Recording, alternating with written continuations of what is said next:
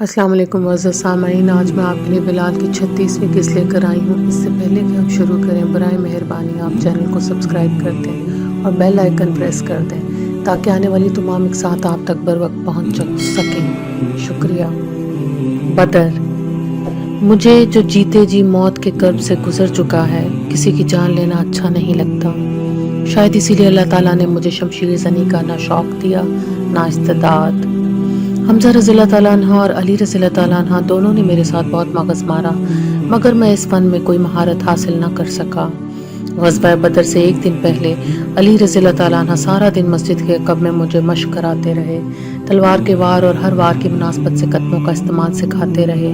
मेरा कदमों का इस्तेमाल ठीक था। हमज़ा रज़ियल्लाहु ताला अन्हा भी वहाँ मौजूद थे। उन्होंने मेरे जिस्म की चुस्ती की तारीफ़ की।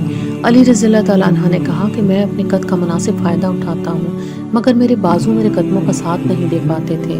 वैसे दिल ही दिल में हम सब जानते थे कि जंग तो हमें कुव्वत बाजू से नहीं, कुव्वत ईमान से लड़ना थी।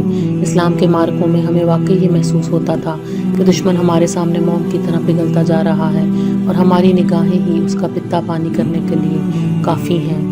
अल्लाह के रसूल सल्लल्लाहु अलैहि वसल्लम को इल्म था कि जंगजोई मेरे खून ही में नहीं थी, इसलिए उन्होंने मुझे दूसरे फ़राइज़ सौंप दिए।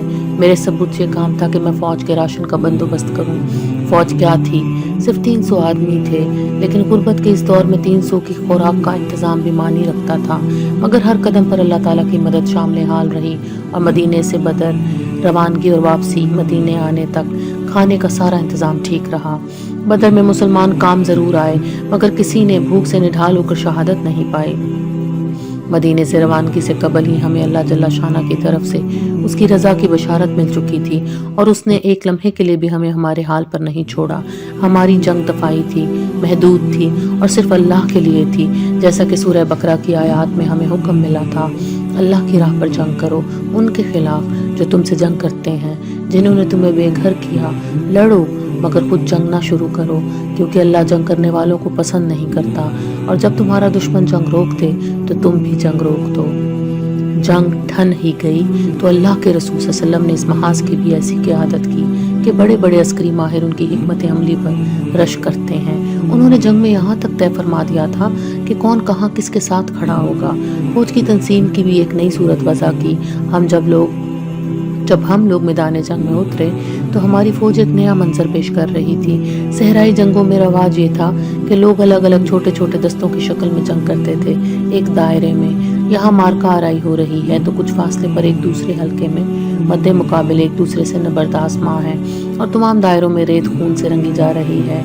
जख्मी गिर रहे हैं, लाशें तड़प रही हैं। हमें हुज़ूर सल्लल्लाहु अलैहि वसल्लम ने यह हदायत दी थी कि हम सब एक साथ रहें, एक दूसरे से अलग ना हो। गोया हर शख्स को एक किले का हिस्सा बना दिया गया, जिसमें हर एक अपने करीबी साथी के लिए बाइसे तक़वियत था। हिकमत अमली हमने बाद की जंगों में भी नहायत कामयाबी से इस्तेमाल की और ज़िक्र सिर्फ उस वक्त उठाए जब इससे इनहराफ किया। हुज़ूर सल्लल्लाहु अलैहि वसल्लम का इरशाद था, आज जन्नत तलवारों के साए में है। आज जो शहादत पाएगा फरिश्ते उसे खुद जन्नत तक लेकर जाएंगे, मगर सब शोहदा के ज़ख्म उनके सीनों पर होने चाहिए, पुश्त पर नहीं। हमें ये तालीम दी गई थी कि हमारी हर जंग रसूलों की खातिर लड़ी जाएगी, हवाए नफ्स के लिए नहीं। रसूल अल्लाह सल्लल्लाहु अलैहि वसल्लम ने जंग का दायरा महदूद करने के लिए भी कवायद मरतब फरमाए और उनके ऐलान के लिए मेरा इंतखाब फरमाया। सर्दियों की शाम थी और फारिस की हवा चल रही थी, मौसम में बेहद खुनकी थी। आज से पहले मैंने हुज़ूर सल्लल्लाहु अलैहि वसल्लम को कभी इतना खामोश और आप में इतना गुम नहीं देखा था। जब उन्होंने मुझे हदायत देने के लिए पास बुलाया तो मुझे बहुत आगे झुक कर उनके अल्फाज सुनना पड़े थे। हदायत देकर हुज़ूर सल्लल्लाहु अलैहि वसल्लम रुखसत हो गए। आज शाम वो वक्त से बहुत पहले खैमे में चले गए थे, जहाँ उन्होंने रात बहुत देर गए तक इबादत की और मुसलमानों की फतह के लिए दुआएं फरमाईं। दूसरे दिन सुबह मैं एक बुलंद मुकाम पर खड़ा हो गया। मदीने के दरख्तों के झुंड मेरे पीछे थे और मेरे सामने सिपाह इस्लाम थी, जिसे इस्लाम की पहली जंग में शरीक होना था। 300 नफूस और उनके सामने सहरा जिधर हमें कूच करना था। फिजा में कोई परिंदा नहीं था, हवा साकत थी और आसमान पर सफ़ेद बादल का सिर्फ एक टुकड़ा तैर रहा था।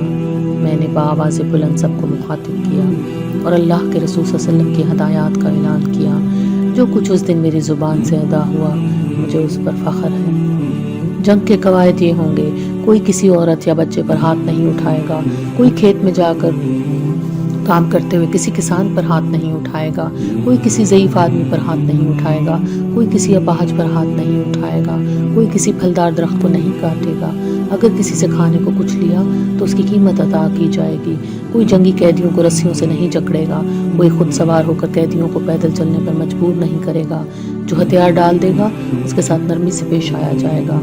दोबारा ताकीद है कि कोई बच्चों पर हरगिज़ हाथ नहीं उठाएगा। बच्चों के मुतालिक मुझे हुज़ूर सल्लल्लाहु अलैहि वसल्लम ने 2 मरतबा ऐलान करने को फरमाया था।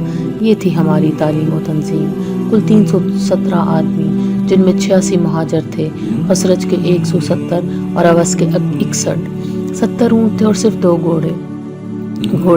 मक्के से जो फौज हमारे साथ लड़ने आ रही थी उसमें 1000 आदमी, 750 ऊँट और 100 घोड़े थे। हम लोगों ने दरख्तों की छालें अपने जिस्मों पर बांधकर ढालों का काम लिया। हमारे मद्दे मुकाबिल फौलाद के ज़र्रा बख्तर पहने थे। घोड़ों पर सवार होकर हमला आवर होते तो हमें लगता था सरों पर चट्टानें मंडला रही हैं, लेकिन फतह हमारी हुई। यहाँ मैं अपने खिलाफ एक इल्ज़ाम की तरदीद करना चाहता हूँ कि मैंने एक जंगी कैदी को बेदर्दी से कत्ल कर दिया। ये जंगी कैदी उमैया था, मेरा साबका आका, जिसने एक बार मुझे मार कर अदमुआ कर दिया था।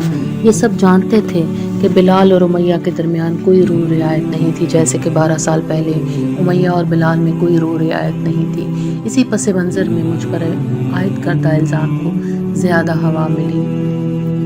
जब जंग बदर का फैसला हमारे हक में हुआ तो शाम खासी गहरी हो चुकी थी। उमैया हथियार डालने की तैयारी कर रहा था, मगर अभी तलवार उसके हाथ में थी। जैसे ही उसने अचानक मुझे अपने खड़े हजूम से बाहर निकलते देखा तो उससे रहा न गया। उसने मुझे नहायत हकारत से गुलाम कहकर पुकारा। मुझे चाहिए था कि मैं हंस पड़ता, लेकिन मैं ऐसा न कर सका। उमैया को भी चाहिए था कि वो तलवार हाथ से गिरा देता, मगर अपने साबिक गुलाम के सामने वो भी ऐसा न कर सका। फिर मैंने देखा कि उसकी तलवार मुझ पर वार करने के लिए उठी। उस वक्त मैंने देखा कि उसकी ज़र्रा पेट पर से कटी हुई थी। तकरीबन 1 पोर के बराबर चौड़ी जगह खाली थी। मैंने उसी जगह वार किया और वो ऊंधे मुंह गिर गया। मेरे साथियों ने उसे सीधा किया, वो मर चुका था। उस वक्त मुझे एहसास हुआ कि मुझसे क्या हो गया है। उस वक्त से आज तक मैंने कई रातें सोचते सोचते गुजारी हैं कि बिलाल, क्या तूने उससे बदला लिया था जो अल्लाह की तरफ से तुझ पर जायज़ नहीं था? क्या तूने जानबूझकर अपने रसूल सल्लल्लाहु अलैहि वसल्लम के सरी हुक्म की खिलाफ वर्जी की कि हथियार डालने वालों पर हाथ नहीं उठाना? क्या तेरे पास उसके कत्ल का कोई जवाज़ था? क्या तुझे बदला लेने की इजाज़त थी? वो उस वक्त जंगी कैदी था या हथियारों से लैस एक मुखालिफ? उसने तुझ पर पहले हाथ उठाया था या तूने हफ्से तकद्दुम के तौर पर उस पर पहले वार कर दिया था? तू गुस्से में बहक जाने का कसूरवार था या उसके गुस्से की वजह से मुदाफ़त पर मजबूर एक बेकसूर तेरी तलवार ने उसकी ज़िंदगी का फैसला किया था, या तेरे अपने मुस्तकबिल का? उमैया की लाश के गिर्द खड़े दोस्तों ने मुझे मुबारकबाद दी, लेकिन वो सही सूरत हाल के शाहिद नहीं थे। मौके की सिर्फ 2 ही शहादतें थीं, मैं और उमैया।